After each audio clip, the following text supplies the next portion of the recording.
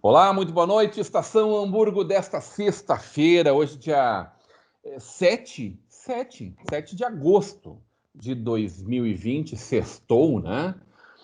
Direto pelo nosso canal 14 da NET, para Novo Hamburgo, Campo Bom, Sapiranga, Estância Velha e para o mundo inteiro através da internet. Estamos gravando o programa no final da tarde desta sexta-feira, programa atualizadíssimo e entrando no ar agora às 21 horas. Também pela internet, através dos nossos aplicativos para Android e iOS, através do nosso parceiro CleanNet, a sua Clean TV, CDN TV e DSI TV. Também através do nosso site valetvplay.com e está rolando a nossa live no YouTube, no Facebook, no Instagram, para você poder curtir, compartilhar e comentar. Em breve, memes do Paulo Daniel também no nosso TikTok. Evidentemente, temos que ter um TikTok. E Paulo Daniel, né? E China, tudo a ver. A gente está numa bancada novamente muito especial, uma bancada mais leve, descontraída, para dar uma paz nessa semana que foi tão turbulenta.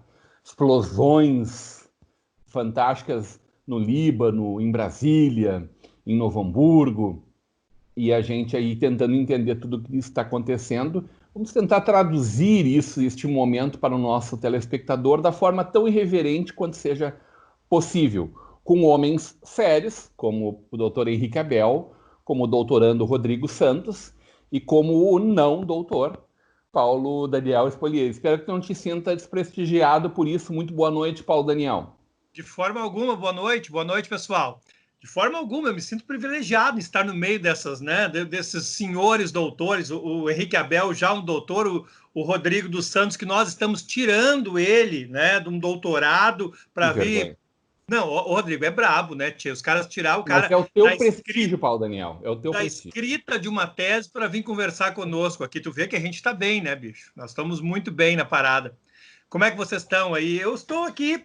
né? Tava falando antes aqui que eu estou aqui tomando água com o meu Spider Minion, né? Que é um Minion que ele não se acha Minion, ou ele se arrependeu de em quem ele votou, né? E botou essa roupinha aqui de Spider-Man, né?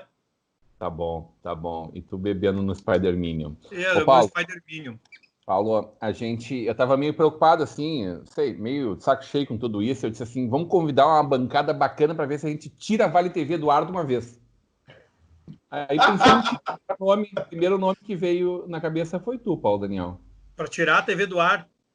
Ajudar nessa tarefa anarquista. Só para tirar a TV do ar, só se nós todos conseguíssemos um emprego de estivador em Itajaí. No Porto de Itajaí. Eu acho que é o futuro, eu já estou indo, né? Estou abandonando o magistério. Né? A patroa e as crianças. Eu, a patroa e as crianças. A mulher não quer ir. Eu disse para ela, não, vamos lá, vamos encher a Belina e vamos embora. Encher a Belina e vamos construir para lá. Arrumei um emprego no Porto, só carregar fardo. Quer ver eu te deixar sério nessa fala, Paulo Daniel? Diga. Terminar com a tua farra? Meu Deus. Estamos chegando a 100 mil mortos pela Covid, Paulo. Estamos. Vamos conversar sobre isso também. É um assunto que mais do que qualquer coisa nos tira do prumo. Pensar nesse número absurdo. Muito boa noite, doutorando Rodrigo Santos. Seja sempre bem-vindo à nossa Vale TV, a nossa Estação Hamburgo. Tua câmera está um pouco abaixo, Rodrigo. Dá uma baixadinha nela. Isso aí. Agora estamos te vendo bem melhor. Eu não sou muito bom com essas coisas de tecnologia, tá, gente? Sou meio arcaico, assim, mas a gente vai aprendendo. Tu tá escrevendo como a tua tese, doutor? Caneta tinteiro. Não, tô fazendo aqui uns pergaminhos, sabe? Umas coisas meio egípcias, mas eu só não tô entendendo o que tá escrito aqui, mas tudo bem. Que maravilha. Tá quase aí, Rodrigo. Se tu precisares de um mata-borrão, eu tenho um aqui em casa. Aliás, o mata-borrão causou uma briga em dois irmãos, lá vem história, né? Em dois irmãos lá no início do século XX, entre um professor e um pastor, que dividiu a comunidade lá no meio, entre os luteranos e o Sínodo de Missouri, e teve até a intervenção de um certo Borges de Medeiros na história, né? Começou com o mata-borrão, que o pastor atirou na cabeça do professor. Bem legal isso, né? Coisa super pacífica, assim. O pessoal era tri de boa, já naquela época, vibe perfeito, assim, né? Nós tínhamos um professor no 25 de julho que atirava giz. E um dado momento, ele era professor no 25 e no Pasqualini. Estou impedido de dar o nome dele aqui porque é maldade. Porque foi feia coisa, não foi nada engraçado. Assim, a cena pode parecer engraçada, mas não foi. E na sala de aula ele jogou, não foi na minha sala, mas a gente conhecia o garoto que sofreu, ou que provocou a chamada de atenção do professor. O professor, já cansado de jogar giz na figura, ele jogou um apagador aqui no rapaz. O rapaz estava virado para trás, na última cadeira, claro, da turma do fundão, e o cara foi para trás, machucou a mandíbula, foi um horror, sangueira, quase que a coisa foi muito mais grave. Então, bem cuidado ao hardcore provocar mesmo, né? professores. É verdade. Cuidado ao provocar professores. verdade. Pode contar essa história para os teus alunos, Paulo. Não, é só ele fazer essa cara para os alunos que já tudo perfeito. Me lembrou a cara do Michael no Grenal agora, de quarta-feira. Não sei se tu quer falar sobre isso, Paulo Daniel. Vamos receber Henrique Abel primeiro aí. Muito boa noite, doutor Henrique Abel. Que bom estar contigo. Boa noite, Rodrigo. Da mesma forma, um prazer estar aqui novamente na bancada virtual da Estação Hambúrguer e na companhia dos amigos. É sempre uma satisfação. Sabe que eu sempre ficava um pouco constrangido de te convidar para esses programas mais alternativos, vamos chamar assim, mas depois do Soma de Ideias eu me sinto liberado. Imagina, eu me sinto super à vontade fora do ambiente mais formal. Mas tá aí o doutor sentado na sua cadeira, no seu gabinete, do seu escritório de advocacia, né, doutor Henrique? Gabinete do doutor Calegari. Calegari, que era um professor da Unicinos, né? Não sei se teve aula com ele. Sim, eu tive aula com ele, excelente professor, e sempre, apesar de ser um fã do clássico filme do expressionismo alemão, eu sempre tive a bondade de não fazer essa piada para ele, até porque ele já deve ter ouvido essa piada umas 412 vezes ao longo da carreira dele. Mas que talvez fizesse jus ao professor, né? Que era um homem muito sério, né? Muito sério, mas excelente professor. Foi meu professor na Unicinos, depois de novo numa pós-graduação na escola da Júris. Excelente professor. Um homem aí, de um jurista de projeção nacional. Mas eu sempre me contive de não fazer a piada do gabinete do doutor Calegari. Mas deve ser muito legal de trabalhar no gabinete dele, né? Eu ia botar no currículo ali, o local onde eu trabalho, ia botar uma fotinha da capa do filme ali. Não sei se vocês lembram do filme, tinha o sonâmbulo César, matava as pessoas. Eu sou muito fã daquele filme. Eu acho já esteve no Fantasnoia, não? Ainda não, mas é uma baita sugestão. Baita pauta, hein? Baita pauta. Uma baita peça. Ô, doutor Henrique, eu sei que o senhor é um gremista não praticante, né? Eu sou um acompanhante amador do futebol. Assim, eu tenho uma relação assim bastante... um certo afastamento. Eu curto olhar de vez em quando tem um jogo assim que tem mais expectativa, mas eu nunca estou por dentro de tabelas de campeonato, escalações, quem está lesionado, quem não está, quantos cartões tem cada jogador, quantas propostas para ser adquirido por time europeu tem. Eu não acompanho muito. Mas tu deve ter visto, por exemplo, a torcida efusiva do Internacional no jogo anterior, quando foi no estádio Centenário, lá em Caxias do Sul. Eu não acompanhei muito. O que eu achei esquisito é que na véspera desse último Grenal de quarta-feira eu estava voltando de Porto Alegre, ali no começo da noite, e eu vi o pessoal, os comentaristas da rádio, muito animados, dizendo que havia um favoritismo significativo por parte do Internacional, e eu fiquei me perguntando, não vou contestar, porque afinal eu sou, né, eu não tenho domínio, não tenho know-how desse assunto, não sou expert, eles são os experts, devem saber o que estão falando, mas eu fiquei com aquela pulga atrás da orelha. E dito e feito, depois veio a se comprovar que às vezes os experts rigorosamente não sabem do que estão falando. Para te ver como tu pode palpitar nisso também, doutor, tá tudo certo, não precisa ser expert, não. Né, Paulo Daniel? Mas, o doutor Henrique, eu estava falando que lá em Caxias do Sul, eles botaram telões, o mando era do Inter, o estádio foi do Caxias que não puderam jogar em Porto Alegre, eles botaram telões mostrando a torcida, para parecer que tinha muita gente assim, no estádio. Mas o mais bonito foram as vozes que saíam de alto-falantes dos torcedores, né? Eu nunca vi a torcida do Inter cantar tanto ao longo do jogo quanto naquele jogo, viu? Foi impressionante, incansáveis, foi bonito, emocionante. O que deu foi de problema, assim, porque o Inter acabou perdendo a partida de novo. E o que aconteceu foi na saída do campo, vários televisores e telões foram para o portão 8 para reclamar. Eu só imagino depois o bar cheio de televisão bebendo. Não sei o que, não dá mais. As TV choramingando e se encaixaçando. Ô, Paulo Daniel, tu não gosta muito... Uma Telefunken, uma Telefunken 17 polegadas, preto e branco, lá no canto, assim... No meu tempo, o Figueiredo tinha dado conta desse jogo. Ai, que maravilha. Diz que Moisés abriu o mar vermelho para que Isaac passasse, Paulo Daniel.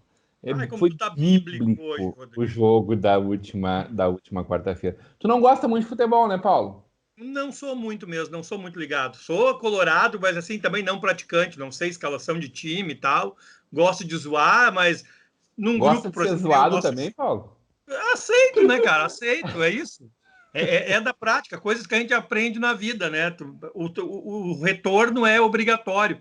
O plantio é livre, a colheita é obrigatória, então não adianta, né? Isso é uma coisa que eu levo, por exemplo, com os alunos. Eu sou muito de tirar sarro dos caras, brinco e tal, e tomo o retorno também, né? Que triste uma gente que não sabe brincar, né? Que triste gente que não sabe brincar, tirar flauta. Cara, é muito... Mesmo, né? Eu brinco sempre que o Carlinhos Mosman sempre conta uma história, o queridão do Carlinhos Mosman, sempre conta uma história que um dia eles discutindo alguma coisa, e o cara disse para ele assim, mas o fulano é um homem muito sério. O Carlinhos parou, olhou, pensou, dizendo assim, é verdade, ele não ri muito. Porque as pessoas confundem isso de ser uma seriedade, né? Uma questão de caráter com não rir, com não achar graça, com não brincar. Meu Deus do céu, é uma perda de tempo, né? A quantidade de vida que tu deixa de viver por estar essa seriedade implícita. Tem momentos, é claro, né? Tem momentos. Né? Mas isso antigamente me parecia pior, hein, Paulo? Que as pessoas antigamente eram muito sérias em casa, com a família, sobretudo, e com os amigos, nos encontros, no café, era um sarrismo só uns com os outros, assim. Brincadeira, sacanagem um pro outro e tal. Sim, mas em casa, nossa, aquela coisa muito séria e tal. E... Posso perder o controle, né? Exatamente. A regeira, né? Não é uma coisa, tu não tá educando, tu tá adestrando. Mas é verdade, tu adestra ali, tu perdeu o controle, o bicho sai correndo. Né? Tu não está educando as tuas crianças, né? Isso é uma coisa interessante. Eu tive muita sorte que o meu pai, não sei se tu não chegasse a conhecer o meu pai, mas o meu pai era o chefe da quadrilha, né? Era aquele cara que onde ele estava não tinha tempo ruim, estava todo mundo dando risada e também ensinou a gente essa coisa de mão dupla, né? Tipo, um cara com um nariz desse aqui, cara, tu vai ser sempre motivo de piada. Então, aceita porque pega o menos no pé, né? Aprenda a revidar com classe, é isso. Né? O Rodrigo, gosta de futebol, é não praticante ou nem adepto? Eu gosto, né? Sou gremista, mas estou bem por fora, assim, também, né? Dos Paranauê, como é que tá ultimamente, até por causa dessa coisa toda da pandemia e tudo, e esse tempo do futebol mais parado, assim, agora, com essa retomada, acabei não acompanhando muito, mas, né, de vez em quando a gente acaba sabendo de alguma coisa. Eu fiquei sabendo que o Grêmio ganhou porque alguns televisores se quebraram aqui quase perto de casa, né? Num griteiro, assim, abismal, mas... Tá bom. Cara, o foguetório aqui em Voti foi algo, assim, meu Deus, as pessoas têm que extravasar alguma... Parecia Dresden do Campeonato Gaúcho, tá valendo, né? Mas Rodrigo, isso se explica em certo grau. O que acho insano é que a gente ontem estava discutindo volta ou não volta, né? E parece que o futebol deu certo. Apesar de tudo, nós não tivemos caso, pelo menos com o protocolo da Federação Gaúcha de Futebol, não tivemos nenhum caso, teoricamente, pós-jogo, coisa que o valha. Agora eu quero ver cruzar o Brasil, né? Esse fim de semana começa o Campeonato Brasileiro e tu não tem como não viajar de uma ponta a outra desse país continental, né? Pegar aeroporto, avião, dormir em hotéis que sabe-se lá se estão sendo realmente muito bem higienizados, né? Aí é vários pontos de interrogação que vem pela frente, né? Temerário, né, Paulo? Pois é. Vamos falar de pandemia? Temos, né? Falando sério de pandemia, né? 100 mil mortos, a gente sabia que esse número ia acontecer, mas a gente esperava que fosse talvez acelerar um pouco mais, que a gente não está enxergando os últimos meses, a média continua muito alta, né? Um amigo ontem compartilhou, e quero provocar vocês nesse sentido, compartilhou com a gente os números da ARPEN, né, da Associação dos Registradores, né, dos registros civis, do registro das pessoas naturais, né, que dava conta dos óbitos, e aí o gráfico que ele queria mostrar é que nenhum dia morreu mais de 1.000 pessoas por dia, segundo o gráfico do APEN, que aquilo ali, então, justificaria que os dados que a mídia, né, a grande mídia, a extrema imprensa, como diria Paulo Daniel, ela está enganando os números.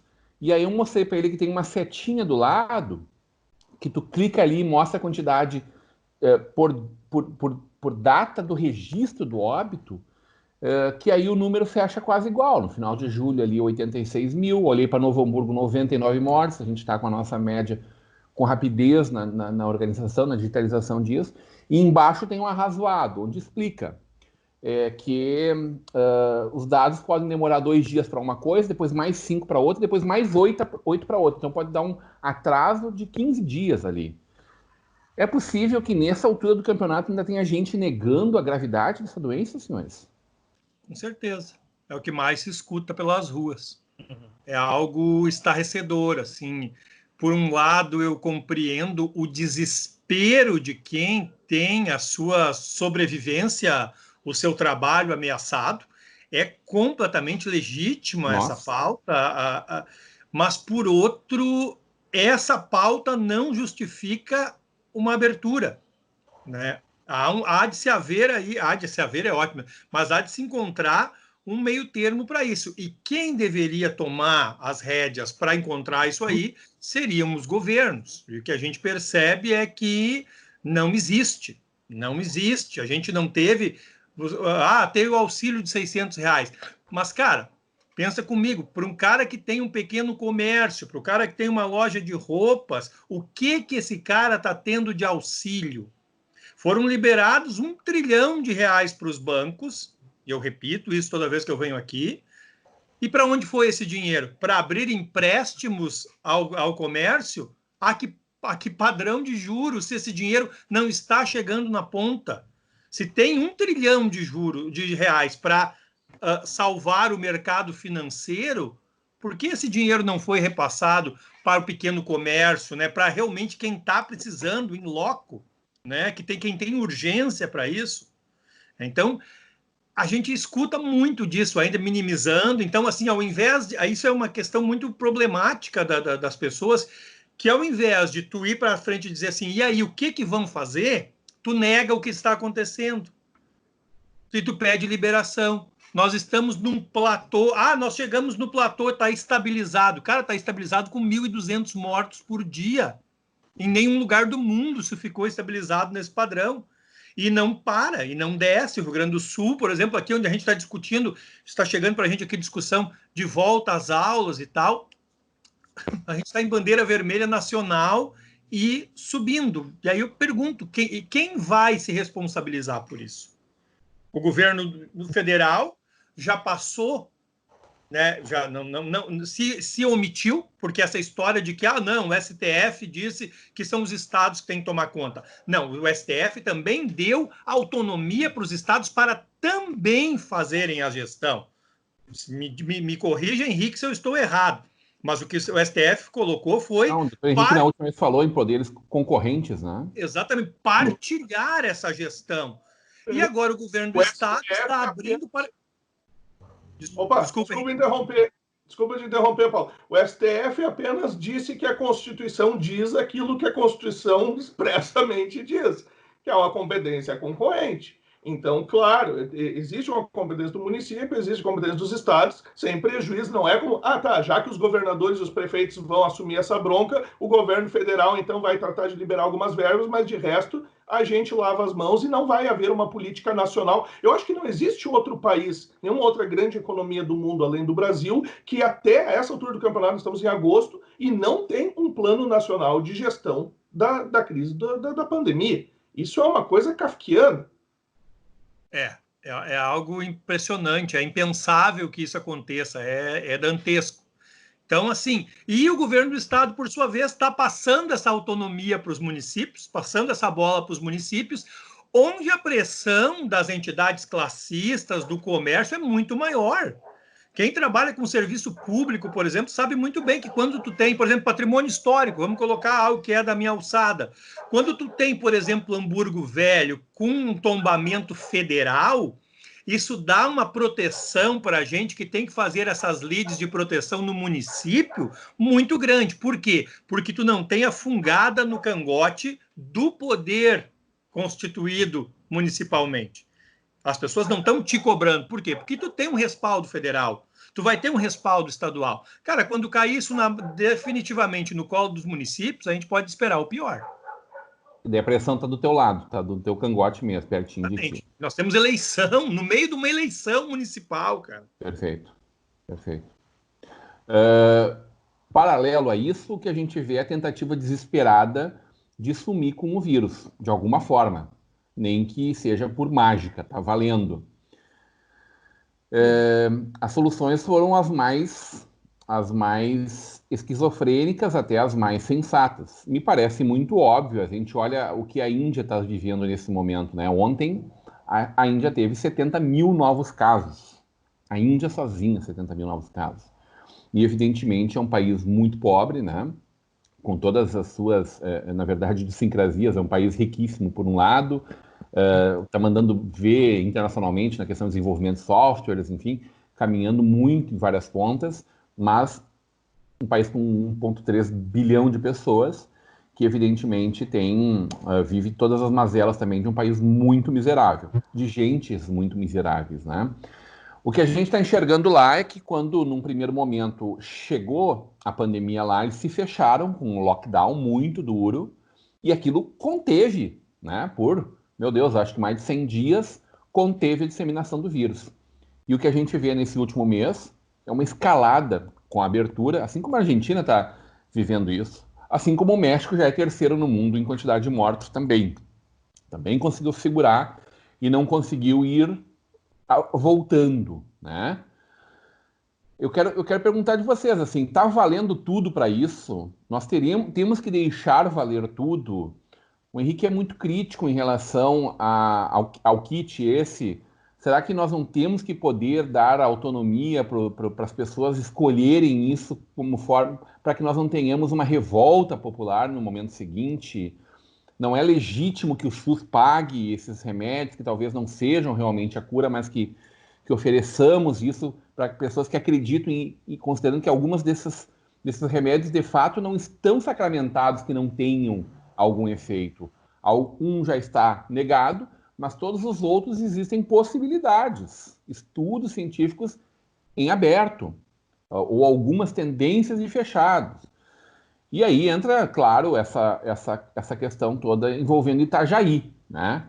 Desse médico que é um médico cardiologista, é um médico infantil, pediatra, né? Pediatra homeopático, né? E que tá da cânfora à ozonoterapia por via retal. Olha, quando a gente acha que a gente já viu tudo, já sofreu tudo nesses últimos quase 150 dias, vem mais um chute no estômago. Exatamente. Quem pega aí?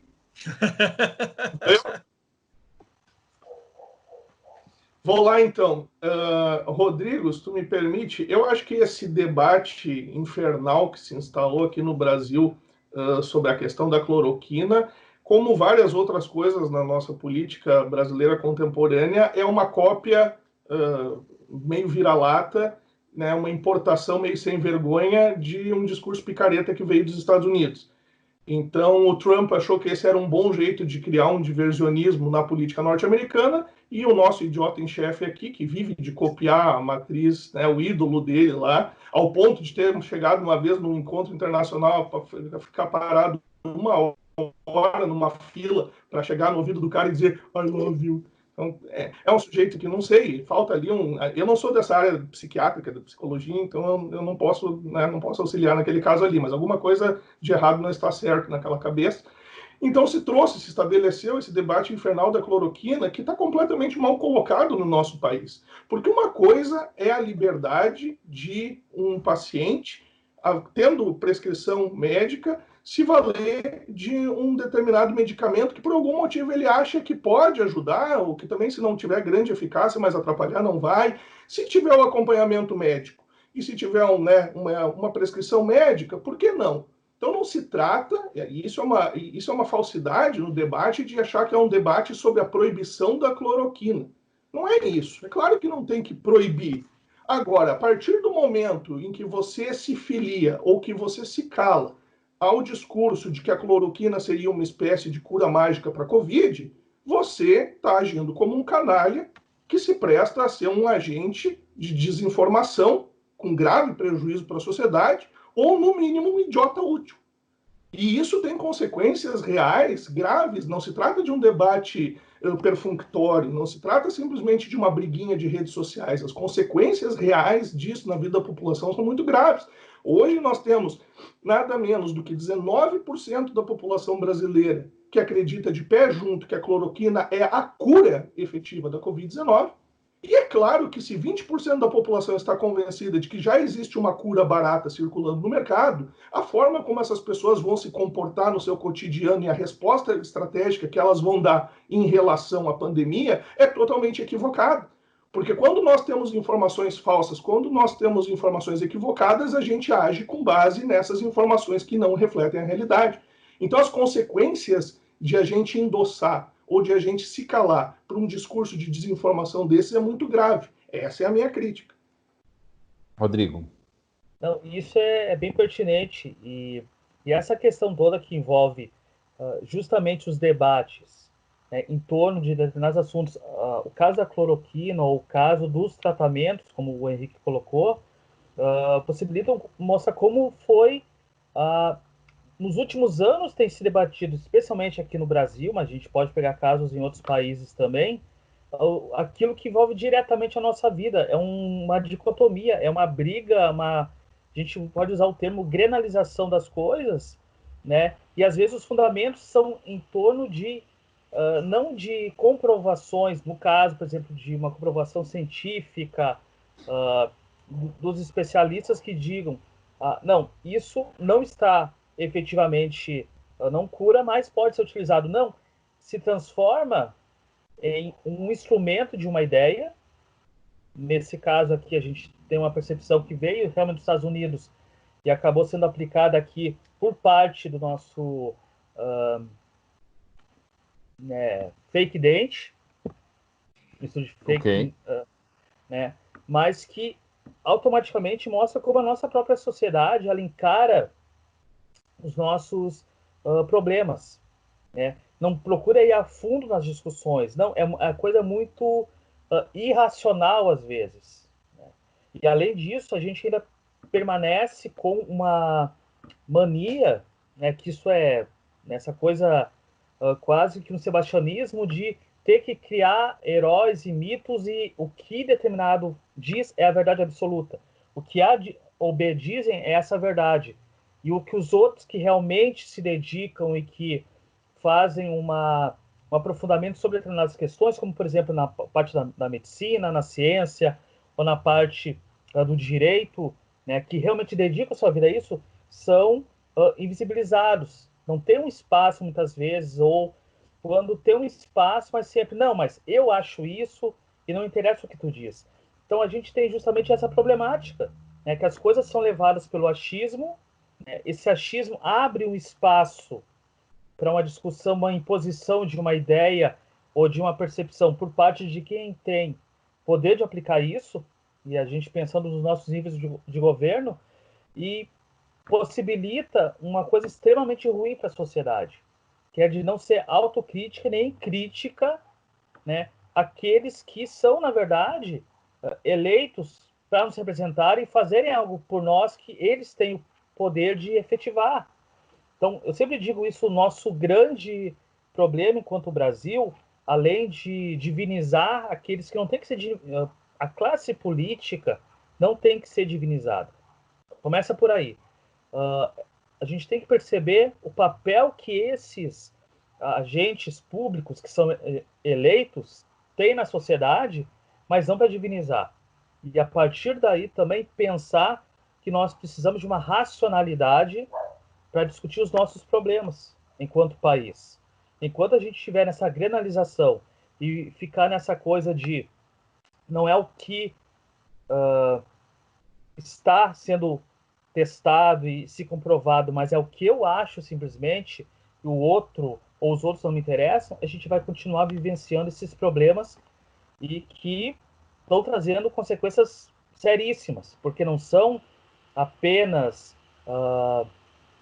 como muita gente diz, não estou perdendo amizade ou perdendo status na rede social. Não, são vidas que estão se perdendo. São no mínimo 100 milhões.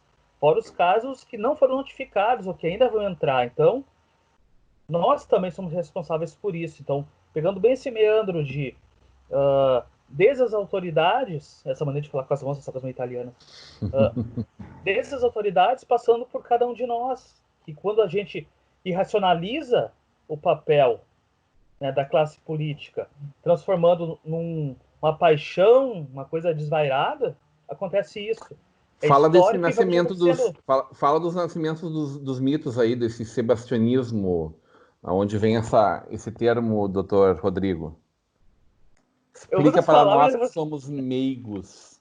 Sim, não, é que na verdade isso é até uma tradição portuguesa, né, de um jovem rei, o Dom Sebastião, que morreu numa batalha e que muitos acreditavam que ele voltaria, né, dos mortos, tal qual uma fênix lá no Egito, para levar Portugal, né, a ser uma potência mundial. Na verdade, não aconteceu isso, né? Ele não ressuscitou dos mortos ao terceiro dia. Pelo menos eu acho que não. Eu não acredito muito nessa parte. É outro personagem que ressuscitou ao terceiro dia, segundo os relatos. Mas que exatamente isso. E essa coisa que nós temos muito, assim, de não só aqui no Brasil, mas pensando no Brasil, de transformar, né, aqueles que estão principalmente com destaque maior em mitos, em figuras que merecem um patamar de divindades. E não deveria ser assim. Mas a gente acaba fazendo isso no cotidiano, até mesmo com aquela coisa, mas eu não esperava que fulano fizesse isso, não sei o quê. É porque a gente também tem essa coisa de esperar dos outros e projetar nos outros aquilo que nós queremos. Então é bem assim, cada um é do seu jeito.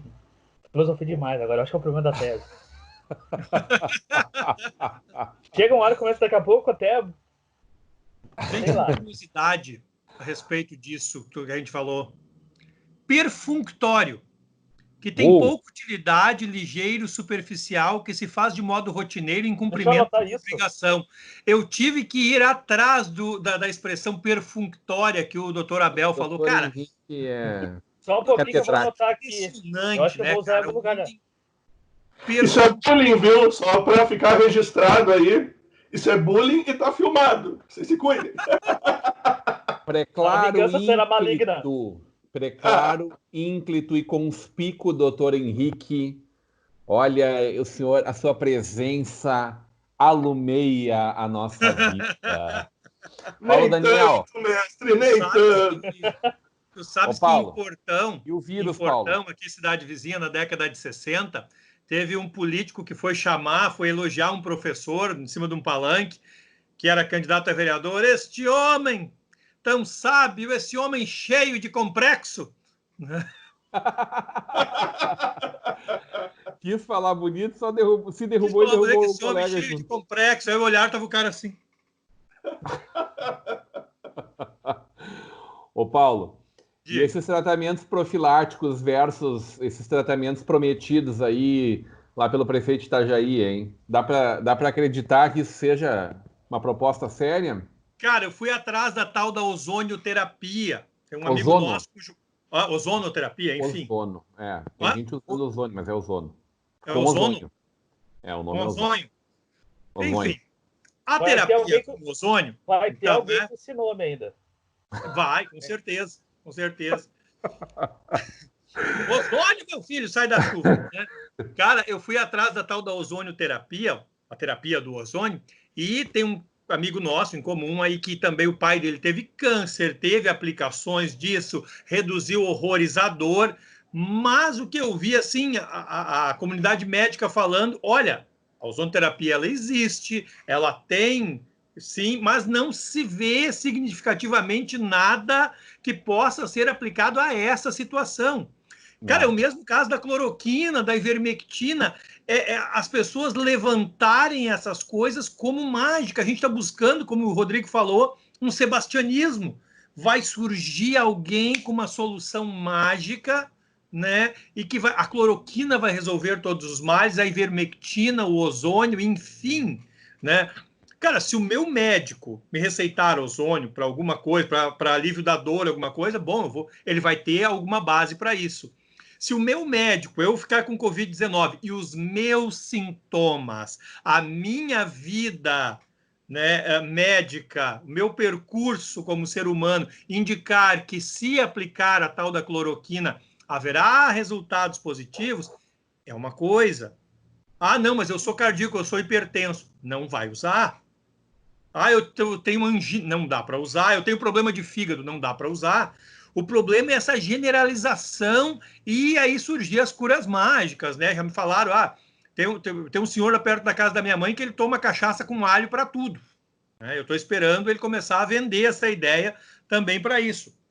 Mas, Rodrigo, eu estou patenteando até aqui, viu? Um material, sabe? Que eu queria ver assim, se eu podia, né, de repente até achar uma forma de publicizar isso, comprar um reclame aí na Vale TV, que é esse aplicador. Né? A gente está adaptando aqui um bico de acordo com, né, as condições do usuário. As particularidades, né? As particularidades. E dizem também que, dependendo do tipo de aplicação do ozônio, ele tem o mesmo efeito do gás hélio. Tu muda de voz e passa a dar risada. Ô, Paulo, eu já vi, eu não vi com nenhum familiar, mas com um conhecido, o uso da ozonoterapia como uma câmara, né? Uma câmara onde tu entra e o diabético que tem uma ferida, uma cirurgia, teoricamente, 10, 15 sessões ali de muitas horas, ajudariam a cicatrização. Parece que faz muito sentido, né? Agora, fora isso, não tem nenhum estudo no mundo inteiro com qualquer tipo de conclusão favorável, nada escrito. Viral, não, é isso, nada escrito viral. Nesse sentido. 10 sessãozinha, nego. 10 sessãozinha, tu vai lá, vai ser por via retal, né? O prefeito dizendo, cara, e ainda tem o sotaque, né, catarinense nessa coisa toda que parece que é a cereja no bolo. 10 sessãozinha, você vai lá, vai colocar. Caninho fininho. Caninho fininho. Não dá incômodo nenhum. Não dá incômodo nenhum. Eu acho que ele, sei lá, né? Vai saber se ele já fez ou não, né? Ele pode ser adepto. Mas ele é de médico, cara, ele é médico. Ô, Rodrigo, fala, Henrique. Se tu me permite a observação, não posso deixar de observar, né? Professor Paulo Daniel afirma que não utiliza, né, o tratamento, mas acabou de comprovar que tem em casa todo o equipamento. Rapaz, a gente nunca sabe o dia de amanhã, Henrique. Nós nunca sabemos o dia de amanhã. No caso, a gente não sabe como foi teu dia ontem também, Paulo. No creio las brujas, pero que las hay, las hay. Sabe o que eu chamo, né, Paulo? Eu achava que o fim dos tempos, e acho que em alguma época da humanidade, a humanidade achou que seria ali entre mouros e cristãos, depois talvez entre católicos e evangélicos. Entre muçulmanos e cristãos, ultimamente, de novo, surgiu. Agora, mais recentemente, entre cristãos e evangélicos, né, Paulo? Não só... chegamos a pensar talvez que fosse entre comunistas e capitalistas, né? A Guerra Fria, o time lá de 1960 na disputa dos mísseis ficou pertinho da meia-noite, né? Aquele drama, aquela história que, puxa, foi séria demais. Eu quero saber de você se as eleições no Brasil este ano será entre cloroquina e não cloroquina. Como será o fim dos tempos dos políticos em 2020, Henrique Abel? Olha, esse é um cenário muito em aberto, até porque ainda não está bem claro em que medida a influência muito grande do panorama das eleições norte-americanas, se vai haver tempo de se exercer alguma influência ou não no nosso sentimento de época aqui, e que sempre influencia o comportamento do eleitorado nas urnas. Com certeza, o resultado das eleições norte-americanas deste ano vai influenciar as eleições presidenciais de 2022. Não sei se vai dar tempo de ter algum reflexo, ainda que pequeno, nas eleições deste ano aqui no Brasil. Eu vejo que nós temos aí uma situação particularmente apreensiva, na medida em que nós temos prefeitos que estão lidando com uma crise sem precedentes na história contemporânea, que é uma crise que ela surge como uma crise de saúde, né? Ela é uma crise sanitária na origem, mas ela traz no seu bojo uma crise social, uma crise econômica e por assim diante. E ao mesmo tempo que estão precisando dar respostas sérias e responsáveis para essa crise e para as crises que vêm a reboque, precisam pensar estrategicamente em termos político-partidários. E muitas vezes isso acaba gerando um curto-circuito, onde o gestor público precisa daqui a pouco até cair em contradição, ou voltar atrás em certas posições, ou se flexibilizar de uma maneira negativa, para poder se manter em contato com parcelas importantes do eleitorado.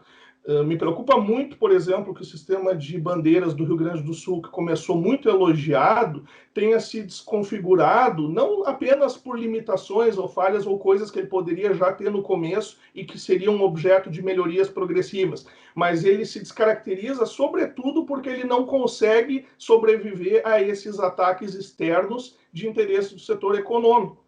E sem querer dizer que essa pressão econômica ela é ilegítima. Muito dela é absolutamente ilegítima. Todos nós estamos preocupados com o setor produtivo, todos nós estamos preocupados com os prestadores de serviço, com o comércio, etc., etc. E nós gostaríamos que fosse possível normalizar o cotidiano econômico das comunidades o mais rápido possível.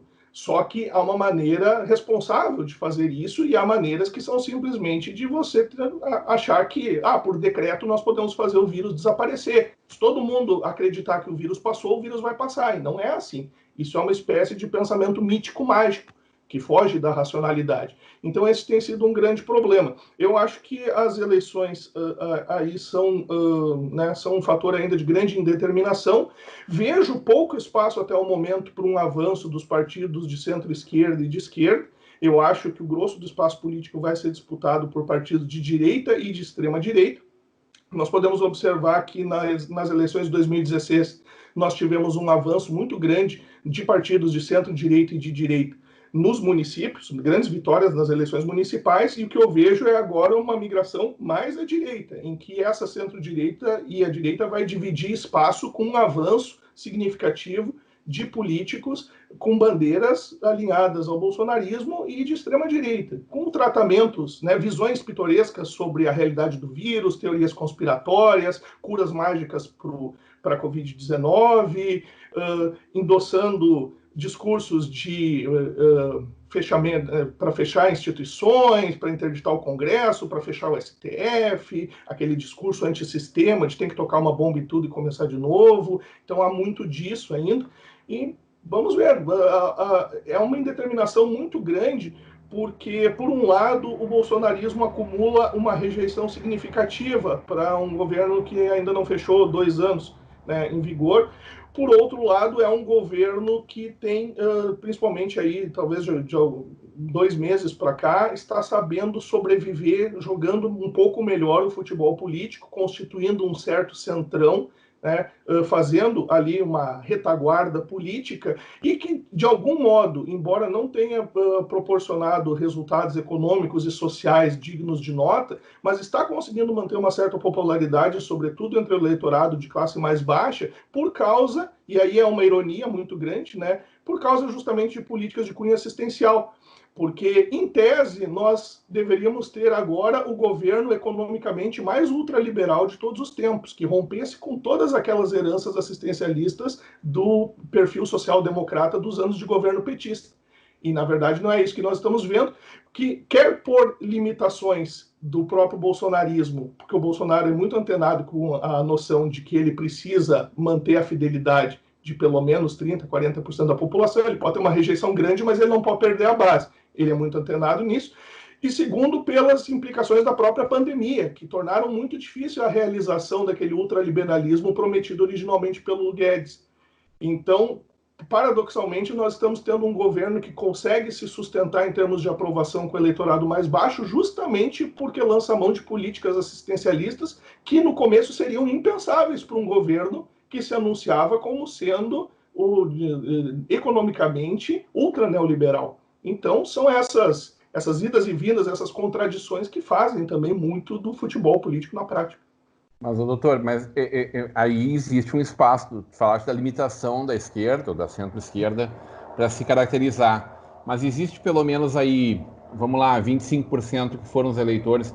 25% não, do Haddad foram, falando em Novo Hamburgo, 25% dos eleitores foram Haddad. Mas em âmbito de Brasil, tu fala ainda em mais de 40%. Existe um reduto que talvez tenha também tido uma guinada ainda mais à esquerda a partir desse movimento como um contramovimento. Sem dúvida, como um movimento de eleitorado. O que eu não tenho visto é a construção de lideranças e de estratégias político-partidárias, sobretudo de partidos fazerem alianças e composições que possam capitalizar isso na forma de candidaturas com chances reais de vitória. Claro, eu acho que nós vamos ver que em certos lugares nós vamos testemunhar algumas vitórias impressionantes e talvez imprevisíveis de partidos e de candidatos de centro-esquerda e de esquerda. Mas a impressão que eu tenho até o momento é que vai ser uma onda minoritária e que ainda vai ser preciso talvez mais anos, né, para que a esquerda possa capitalizar todas essas contradições e decepções e as promessas não cumpridas do bolsonarismo e transformar isso num projeto coerente de oposição com chances reais de vitória nas eleições, depois para governador e depois para presidente da República em 2022. Paulo, Rodrigo e Dr. Henrique,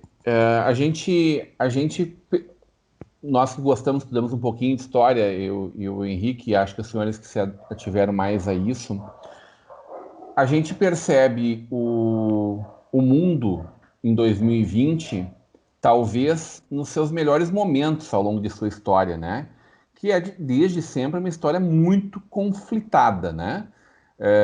Eu acho que os últimos 40 anos, vamos puxar de 80 para cá, uma certa estabilidade, a queda do principal inimigo, que era o comunismo, né? A queda da União Soviética, a queda do Muro de Berlim.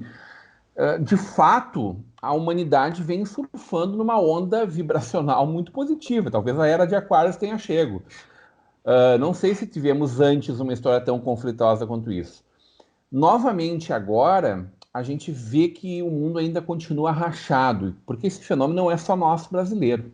É um fenômeno que a gente está vendo a extrema-direita fazendo mobilizações públicas. Vamos lá, não é extrema-direita, porque é maldade atribuir o nazismo à extrema-direita. O nazismo é uma outra coisa que pode estar alinhada à extrema-direita. Nazistas, né, neonazistas, nas ruas, em grande quantidade na Alemanha. E esse movimento está na Europa, está na Ásia, está na América do Norte, na América Central, na América Latina, nas principais povos africanos nem se fala, brigam desde sempre, nunca, não pararam ainda, né? Aí traz isso para nós aqui, quero provocar essas duas análises, lá e cá. Se fala de uma eleição municipal na nossa cidade de Novo Hamburgo, na nossa região, também de uma tentativa de polarização. Todo mundo vai puxar o discurso da população, dessa tentativa de jogar para as extremas como uma forma de fisgar o seu eleitor para si. Mas também não é uma novidade, né? Isso a gente viu ao longo da história eleições cruéis, disputadas, brigadas, às vezes com sangue, também não é exatamente uma coisa nova aqui na nossa região, né? Fala um pouquinho sobre isso, senhores. Eu posso? Só bem Por favor. rápido. Rodrigo, uma coisa que eu discordo é isso assim, depois que caiu o muro e tal inimigo que se tinha, que era o comunismo, que no fim da Guerra Fria a coisa ficou meio good vibes. Cara, o que a gente viu depois de 89 é, ao invés desse conflito mundial que caracterizava a Guerra Fria, nós temos os conflitos fragmentados pelo mundo inteiro. Nós vamos ter os Balcãs na década de 90, é um banho de sangue, a Iugoslávia, a Bósnia, Sarajevo, ali toda a região, Montenegro, a Albânia, enfim. Do outro lado, o Oriente Médio, desde a década de 80, que nós temos a guerra Irã-Iraque, nós temos os conflitos no Líbano, ou seja, nós temos na África, a África é tomada de guerrilhas com a queda do muro e o fim da polarização. A gente deixa de ter aquelas guerras coloniais que nós tínhamos nos anos 60, em que se colocava também, né, por exemplo, a Frente Nacional de Libertação de Angola, a Frelimo em Moçambique, apoiadas pela União Soviética, e Portugal, apoiado pelos Estados Unidos, sendo armado, inclusive, com jatos e caças norte-americanos. O que a gente vai ver ali é a volta ao estamento quase que tribal, às raivas, os ódios mais primitivos, né, dentro dessas populações, seja na Europa, com sérvios, bósnios, um horror aquilo, seja na África, seja no Oriente Médio.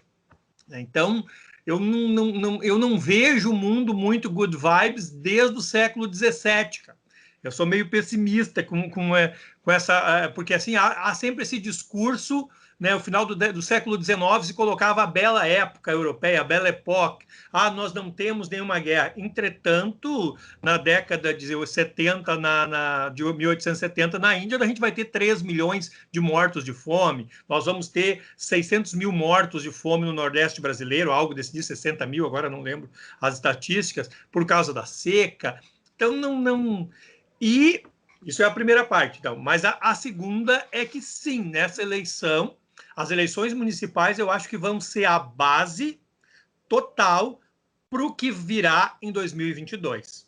Nós vamos ter candidatos de centro-direita tentando arrebanhar o bolsonarismo e os outros discursos de direita e extrema-direita, e candidatos de centro-esquerda tentando capitalizar também em cima dos contrassensos, do paradoxo do que é o bolsonarismo, né?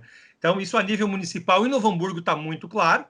Nós temos extrema-direita, direita, centro-direita agora começando também, né, a estender, né, a ceder espaço para o discurso também, para também angariar esse rebanho para si próprio, e correndo por fora esquerda, e uma esquerda mais combativa, que seria hoje o PSOL e as suas candidaturas, e o candidato do PT, que também vem correndo por fora, também tentando arrebanhar, né, esses setores descontentes com o bolsonarismo. Acho que vai ser a base disso. O resultado das eleições municipais esse ano vai desenhar, eu digo, mais do que 2022. Eu digo que vai desenhar o que pode vir a acontecer no final desse ano, no começo do ano que vem. A gente já teve discursos aí golpistas de intervenção, então preparem-se. Será uma guerra cloroquínica, Paulo Daniel? Será uma guerra cloroquínica, né? Levantar-se-á a cloroquina como se fosse o ostensório, e a população assim o dirá: vivas ao candidato e morras ao opositor, né? Como Rodrigo. Se fazia lá na época que o Rodrigo está tão bem descrevendo na tese dele, que a gente está louco para ler, né? É isso, Rodrigo. Não, assim, a gente às vezes não se dá conta, e agora pensando um pouco historicamente, como as eleições nos municípios, elas têm uma importância, porque elas, ao mesmo tempo que elas recebem influência do Estado e nível federal, elas também servem como instrumento para direcionamentos nesses níveis de Estado e de federação, né? E pensando um pouco, né, no que tanto o Henrique como o Paulo comentaram, né, fica mais visível ainda como, pensando até um pouco nas coisas da esquerda, né, porque a gente fala muito da direita, mas como a esquerda, ela, vamos usar um termo não muito acadêmico, ela rateou, né, nos últimos anos em não pensar em duas coisas, né, a capacidade de articulação em torno de, não só de nomes, mas de projetos, realmente um projeto para conseguir levar em diferentes níveis as suas propostas, né, para o campo mais progressista, então é também muito fragmentado e muito, às vezes, assim, até com personagens mais extremistas, e ao mesmo tempo se manter em torno das mesmas lideranças, né? A gente, que nem eu trabalho um pouco mais de história política, assim, é aquela velha história do pensar o Rio Grande do Sul lá do século XIX, final do XIX e século XX. Tu tinha o Júlio de Castilhos, né, que morre com 43 anos com câncer na garganta, né? No local, inclusive, onde hoje é o Museu Júlio de Castilhos, tanto que e lá a mulher dele se matou, inclusive, depois. E há quem diga, só um parênteses, que já viram o casal Júlio e Honorina de mãos dadas andando pela casa. Mas isso é outro detalhe. Depois veio o Borges de Medeiros, mas se cria o mito do Júlio de Castilhos, o patriarca da República no Rio Grande do Sul, orientava aquelas gerações. Depois o próprio Borges de Medeiros, 40 anos mandando. E ali há uma renovação, né, a partir daquela geração Getúlio, João Neves da Fontoura, esse grupo ali que vai chegar ao Estado Novo, mas com as mesmas ideias, né, o Estado Novo, a política do Vargas foi um castilismo e borgismo, principalmente o castilismo, né, o autoritarismo na República. E isso acontece um pouco com essa esquerda também, quer dizer, surgem outros nomes em nível, pensando agora em nível nacional, não, mas é Lula, ou é fulano, quer dizer, não há uma renovação também, e isso interfere nos municípios, interfere nos estados, quer dizer, a gente pensar quem são as opções de esquerda, mas dos nossos municípios, e lembrando que existem locais aqui na nossa região que uma esquerda, ela não tem um espaço muito grande, quer dizer, ela consegue eleger vereadores, mas nunca elegeu efetivamente prefeitos, por exemplo, né? Que há um perfil, a gente tem que pensar, além de tudo, no perfil das nossas comunidades, quer dizer, cada região, cada município no nosso Vale dos Sinos tem suas características próprias, e isso vai interferir também no perfil dos próximos prefeitos, se vão ser eleitos ou reeleitos, ou enfim, o que vai acontecer. E, como foi dito antes, não vai ser apenas 2022, é o início o final desse ano, início do próximo ano, é que a gente vai ver como socialmente vão haver discursos ou mais moderados ou mais radicalizados, né? E, além disso, sem esquecer o papel das mídias e das redes sociais agora nas eleições. O que isso vai interferir? Se em nível nacional a gente teve a força das redes sociais, né, que repercutiram nas eleições e nos rumos que foram tomados nessas eleições de 2018, agora mais ainda, porque é diretamente no cotidiano, é aquilo que está mais próximo de cada um de nós. E é aquela história. Eu não conheço exatamente o perfil do Lula, do Bolsonaro, não sei, ou do Ciro Gomes e tal. Mas eu sei quem é o fulano que vai se candidatar a vereador. Aqui eu sei esse podre dele, isso aqui eu vou lançar. Quer dizer, vai se tornar ainda mais forte isso. Mas esse assunto nós estamos só começando a discutir, teremos longos meses pela frente. Sim. Até chegar o dia 15 de novembro, quando a gente vai poder escolher os nossos próximos governantes e, bom, já começar a projetar, porque 2022 já começou. Henrique, alguma pauta, algum assunto para fechar essa fala do Paulo e do Rodrigo? Não, apenas para rapidamente dizer que eu concordo com a leitura do Paulo, né, no sentido de que a gente às vezes erra querendo ou inadvertidamente idealizar, de certa forma, o passado. A verdade, o Paulo tem muita razão nisso, existiram pouquíssimos períodos na história de good vibes, de prosperidade e felicidade generalizada, de faça amor, não faça guerra, são pequenos períodos. Só rapidamente, porque eu sei que nós já estamos com o tempo esgotado aqui, mas só para dar um exemplo. Depois que a Europa passa de um primeiro meio século absolutamente monstruoso, sem precedentes na sua história, em que a Europa se destrói como continente, depois daquilo há uma reconstrução e há algumas décadas, né, em que começa a haver o estabelecimento de um estado de bem-estar social, políticas públicas mais voltadas para a inclusão, o fortalecimento de uma classe média. Então você pode dizer que na Europa, ali naquelas décadas do pós-Segunda Guerra, você tem ali talvez 3 décadas, talvez menos do que isso, de uma certa estabilidade. Mas você não pode transformar isso numa generalização para nível de mundo, porque ao mesmo tempo aqui na América do Sul nós estávamos sofrendo com ditaduras militares sequenciais, né? O continente aqui entra num processo de autoritarismo em série. Então, ao mesmo tempo que você tinha um período, né, um certo período de melhorias e um período de uma estabilidade e um período de um humanismo na Europa, como uma resposta a todos os horrores da primeira metade do século XX, aqui a coisa estava terrível.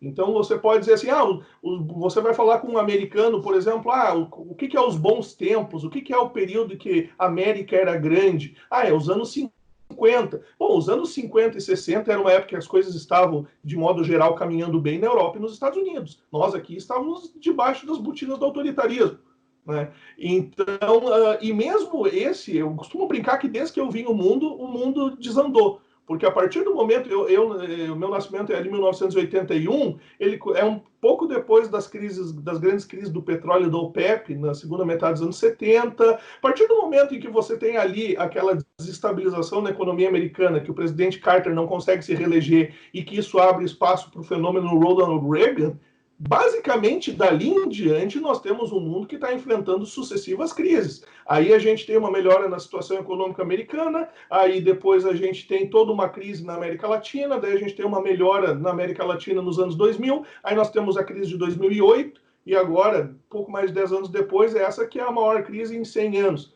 Então, só para fazer já o meu fechamento aqui, mas nós temos que conviver com esse fato. Nós somos seres temporais, a gente vive numa história, num trem em movimento, e raramente a coisa foi tranquila nessa viagem. No mais das vezes, essa viagem sempre foi bastante turbulenta, e a gente tem que, de algum modo, dar as respostas, às vezes até meio improvisadas, para os desafios que vão se colocando.